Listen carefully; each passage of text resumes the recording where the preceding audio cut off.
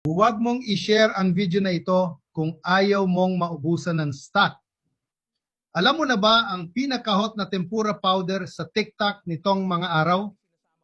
Kino Tempura, gawa sa corn flour na may perfectong timpla, kaya ang mga pritong pagkain mo ay golden brown at crispy sa labas pero nananatiling moist at fresh ang loob.